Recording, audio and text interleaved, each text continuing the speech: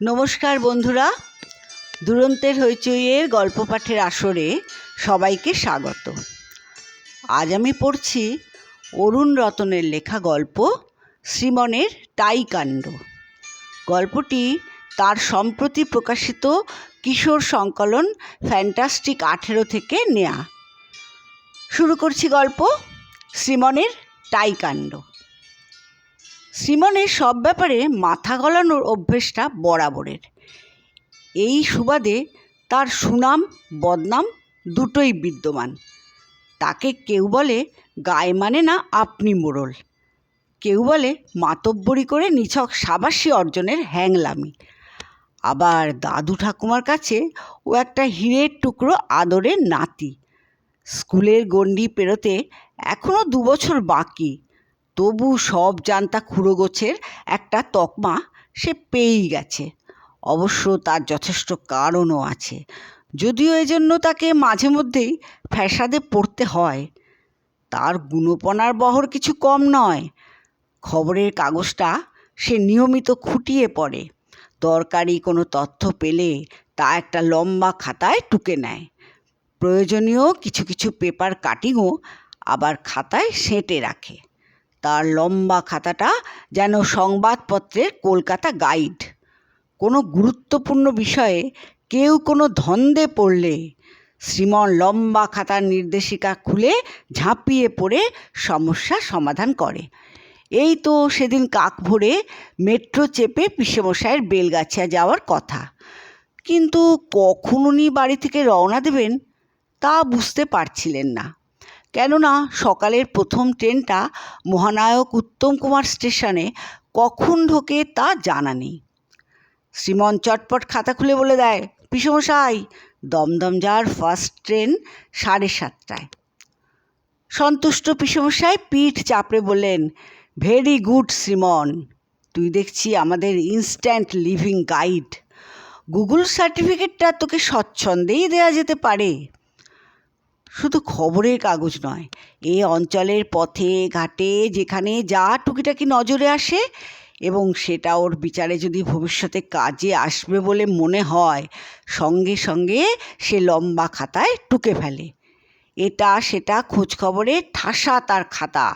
Ambulance, পাড়ার doctor, ওষুধের দোকান, থানার ফোন নাম্বার, জলের পাম্প কিংবা ওভেন সারাই মিস্ত্রির হদিশ, স্কুল কলেজ, গান বাজনা, নাচ, অভিনয় শিক্ষা সুলুক সন্ধান, এমনকি ক্রিকেটের ডাক লুইস মেথডের ক্যালকুলেশন, আরও অনেক অনেক কিছুর হাল হকিকত তার লম্বা খাতায় বন্দি। শ্রীমনের দাদাগিরিটা সেদিন দারুণভাবে কার্যকরী হয়েছিল। ওকে পরিত্রাতার ভূমিকায় দেখে বাড়ির সবাই বেশ স্বস্তি বোধ করেছিল।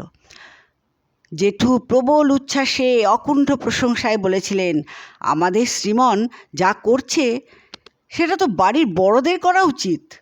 আমি ওকে অ্যাপ্রিসিয়েট করি। ওই দিন অশীতিপর দাদুর শরীরটা হঠাৎ খুব খারাপ হয়েছিল। হাঁপানির কষ্টটা মারাত্মক রকমের বেড়ে গেছিল। ফ্যামিলি ফিজিশিয়ান ডাক্তার সান্যাল যথেষ্ট উদ্বেগ নিয়ে পরামর্শ দিলেন, ওনাকে ইমিডিয়েটলি হসপিটালাইজড করা দরকার, এক্ষুনি অ্যাম্বুলেন্সে খবর দিন। যত সময় গড়াচ্ছে দাদুর অবস্থা সংকটজনক হচ্ছে, কিন্তু অ্যাম্বুলেন্স কোথায়? দৈনিক কাগজের বিজ্ঞাপন দেখে যে কটা জায়গায় ফোন করা হলো, সবার একই উত্তর, একটু দেরি হবে, গাড়ি এখন এনগেজড। সবাই যখন বিভ্রান্ত, তখন মুশকিল আসান করলো ওই শ্রীমন। লম্বা খাতার পাতা ঘেঁটে ও পাড়ার ইউনাইটেড ক্লাবের অ্যাম্বুলেন্সকে ফোন করে দিল। ঠিক 15 মিনিটের মাথায় দোরগোড়ায় হাজির সমস্ত সরঞ্জামে সুসজ্জিত ক্লাবের অ্যাম্বুলেন্সটি। সবাই হাঁপ ছেড়ে বাঁচল।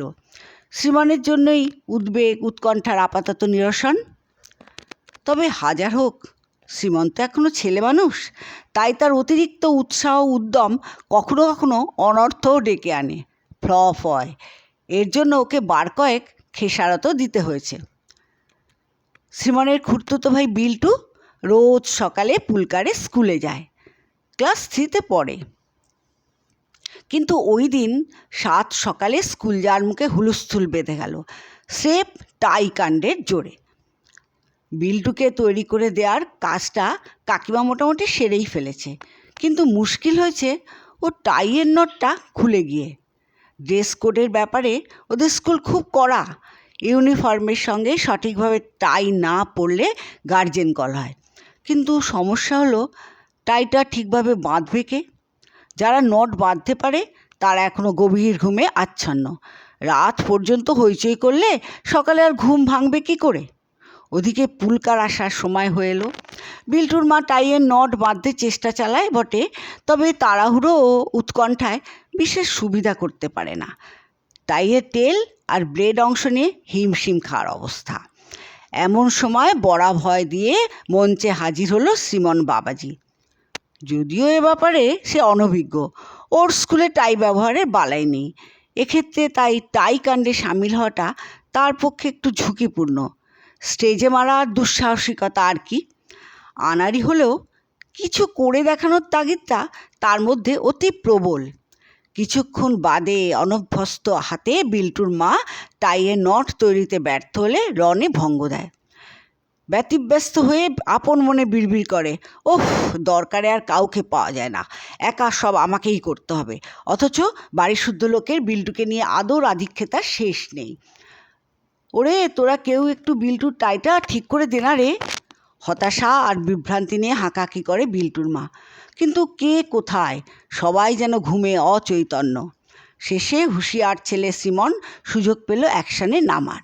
মনে পড়ে গেল লম্বা খাতার একটা পেপার কাটিংয়ের কথা। একদিন এক ইংরেজি দৈনিকের ছোটদের পাতায় টাই কিভাবে নানান নটে বাঁধতে হয় তার ক্রমিক ছবিসহ নির্দেশিকা প্রকাশিত হয়েছিল। সেটা সিমনের খাতায় সাঁটা আছে। কাকিমা, তোমার কোনো চিন্তা নেই, জাস্ট একটু ওয়েট করো, সব ব্যবস্থা হয়ে যাবে। সগর্বে সিমন অভয়বাণী শোনায়। কাকিমাকে আশ্বস্ত করে ছোঁ মেরে খোলা টাইটা নিয়ে সোজা পড়ার ঘরে ঢুকে পড়ল। সচিত্র পেপার কাটিংটা মেলে ধরে দেয়াল আয়নার সামনে দাঁড়িয়ে পড়ল। তারপর নিজের গলায় টাইটা ঘুরিয়ে পেঁচিয়ে সিমন শুরু করে দিল তার কর্মকাণ্ড। ভাইয়ের টাই সমস্যার দ্রুত সমাধানে তেড়ে ফুঁড়ে লেগে পড়ল, অর্থাৎ টাই বাঁধার অনুশীলনটা নিজেকে নিয়েই শুরু করলো। ওদিকে কাকিমার টেনশনের আর শেষ নেই। এই বুঝি ছেলের পুলকার এসে গেল। জামা জুতো পরে পিঠে ব্যাগ নিয়ে বিল্টুও ছটফট করছে। আরেকদিকে অন্যজন ছবি দেখে দেখে টাই বাঁধার কসরত চালিয়ে যাচ্ছে। সিমন কিছুতেই কবজা করতে পারে না। টাইয়ের সরু ও চওড়া প্রান্ত অর্থাৎ টেল ও ব্লেড অংশ নিয়ে ক্রমাগত জেরবার হচ্ছে। একবার গলার এদিকে জড়ায় আর একবার ওদিকে। টাইয়ের ফাঁসটা যেন কিছুতেই তৈরি করা যাচ্ছে না। শেষে বাবা জীবন ঘটিয়ে ফেলল সেই ল্যান্ডমার্ক কেলেঙ্কারিটা। কেমন করে কোথা থেকে যে কি হয়ে গেল। গলায় পেঁচানো টাইয়ের মধ্যে হঠাৎ এক জব্বর অবাধ্য গিটের উদয় হলো। দুদিকের খুঁট ধরে টানা হ্যাচড়া করতে গিয়ে সেটা ভয়ঙ্কর জটিল রূপ নিয়ে গলায় ফাঁস হয়ে দেখা দিল। সিমন গিটটাকে খুলতে পারছে না, আবার আলগা করতেও পারছে না। এ যেন ভুল ভুলাইয়ে ঢুকে পড়া, বেরোবার রাস্তা খুঁজে পায় না, গলদঘর্ম অবস্থা।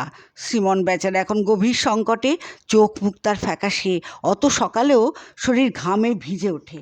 ভাবে টাই বাঁধার কাজটা আগ বাড়িয়ে হাতে না নিলেই হতো। কি করি এখন? আমার ওপর আর কারোর কোনো দিন কোনো আস্থা থাকবে না।